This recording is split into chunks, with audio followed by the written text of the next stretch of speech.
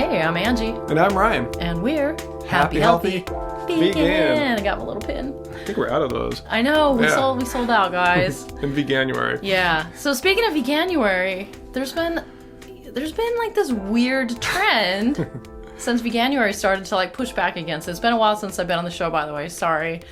So I've been seeing all these like quitting vegan things and I've been ignoring it, but finally I wanted to come on here and talk about whether or not everybody's quitting veganism. Yeah. You'd think that, if just from a few people on social media. Yeah, and there's been articles just in this last January about is veganism just some kind of trendy fad diet's going to go away soon? Yeah. Well, the fact remains that Veganuary had its best year ever this year. I think it was the third year. It keeps getting bigger and bigger Stellar. every year. More participation. Yeah. So anyways, we decided to do a little research and look into, the real data. Yes, the real nuts and bolts data, looking at some studies and pulling up some articles, and we're going to share with you what's really going on with veganism. Most of the data and stats we're going to share with you here we got from an article on the Food Revolution Network on their article about the rise of veganism. And the first thing I want to bring up is Google searches, guys. Google Trend shows an impressive worldwide increase in the interest of veganism from 2004 to the present. Let's see this graph here. It's a pretty impressive spike starting around maybe 2010, this big rise and you to the actually present. did this search. I did this search, for the word vegan from the years 2004 to present. I guess it's not completely surprising due to the fact that there's a lot more people online now than there was in 2004 and a lot more people that are using Google. I mean, we still remember when Google got started and everything. It wasn't always the number one search tool, but now everyone's grandma. I think my mom Google. is finally using Google now as of a couple years ago. So obviously there's that, first of all, but yeah, that so many people are going on to Google to look up information about veganism, I think is a really great thing. Yeah, we were just talking about how before, like say when you were learning to become plant-based in the 80s, there was no YouTube, there was no Google.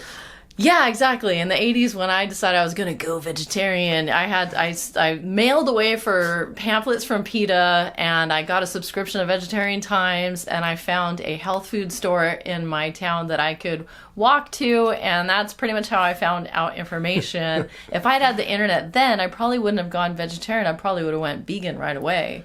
I mean, it's great that everyone can get this information now. Yeah, so the fact that Google and YouTube exist, where there's information like our channel and so many others, and that it's in itself is helping increase the awareness of veganism by getting the information out there in such a more efficient manner than what you had to go through in the 80s. Yeah, and like now, kids today can just look online and see all of these documentaries for free and just get like a copious amount of information that I didn't have access to back then. So, yeah, I mean, once you have the data, in my opinion, it's kind of irrefutable. Absolutely. You go vegan. So if that Google search chart didn't impress you, this certainly will. Oh, yeah? There's been a 600% increase in people identifying as vegans in the U.S. in the last 3 years. That means in 2014, 1% of the population identified themselves as vegan, compared to 6% in 2017. Yeah. So this is old data. I'm sure the numbers are even higher now.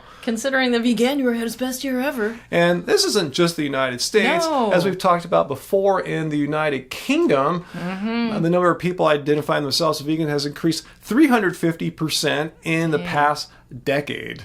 That's pretty amazing. Yeah. It's very heartening, So, I mean, one or two people, whatever, quit veganism. Well, look, for every one person that quits, it seems like, 100 new people come. Yeah. And it's not just the United States and the UK. In Australia, between 2014 and 2016, the number of food products launched carrying the vegan claim rose by 92%. And on top of that, Australia is the third fastest growing vegan market in the world. Well, some people might say it's just like a English speaking world, a white thing, Western world, or what have you. However, there's more data that indicates otherwise. A place like China, which from what I understand is not the easiest place for a vegan to travel to. Well, plant-based diets are growing across Asia. New dietary guidelines released by the Chinese government recommend that their people reduce meat consumption by 50%. Wow, that will be epic because there's 1.3 billion people there. Yeah, that's huge. That'll be a huge change. That's a bigger change than if everyone in the United States were to go vegan, actually, Wow, just by the that's sheer crazy. amount of people there. And it's not just that. It's like they say that their vegan market, it's not going to double or triple or quadruple like here, but it's going to rise 17% between 2015 and 2020. But already in Hong Kong, 22% of the population reports practicing some form of a plant-based diet.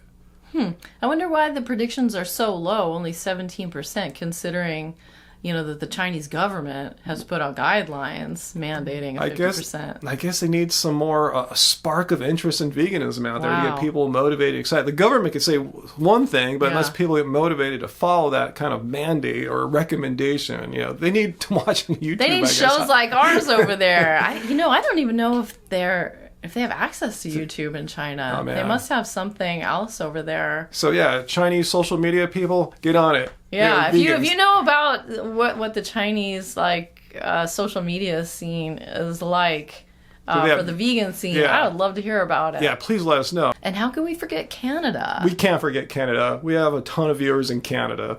So veganism was also a top search trend there in 2017, and the new food guidelines released by the government favor a plant-based diet as well. Yeah. And speaking of dietary guidelines, Kaiser Permanente, the largest health provider in the United States, is recommending plant-based diets. And they're not the only one. The Dietary Guidelines Advisory Committee and the American Institute for Cancer Research are also. That's all great news. And let's talk about capitalism. Okay. Powers America here. Yikes. Walmart, the world's largest retailer, is asking its suppliers for more plant-based food. That is awesome. Yeah. So going back to whether or not the veganism diet is trendy, GrubHub, which I think is kind of the food delivery service of the millennial generation, but so every year they release a annual year in food report that details their most popular dining trends. And guess what? 2018, vegan-friendly bean burritos topped the chart. Woo! And strangely, cauliflower made a huge push into their top 10. What did they say here? 155% increase in cauliflower rice bowls and 124% increase in buffalo cauliflower. Okay, I do have to say that I do see a lot of buffalo cauliflower in my Instagram feed the last 2 years. So I think that is pretty trendy. But if that's a trend, I mean, I'm all for it. That's super great. Yeah, what they say about the bean burritos, by the way, they were up 276%. Yeah, compared to 2017. That's crazy. That's crazy. Everyone's ordering bean burritos. I want a bean burrito now. That sounds super good. Well, we're done with this. Let's walk up to the corner and get a vegan bean burrito. And it says one food we didn't see in our top 10, red meat. All right, so let's be really serious and real here for a minute.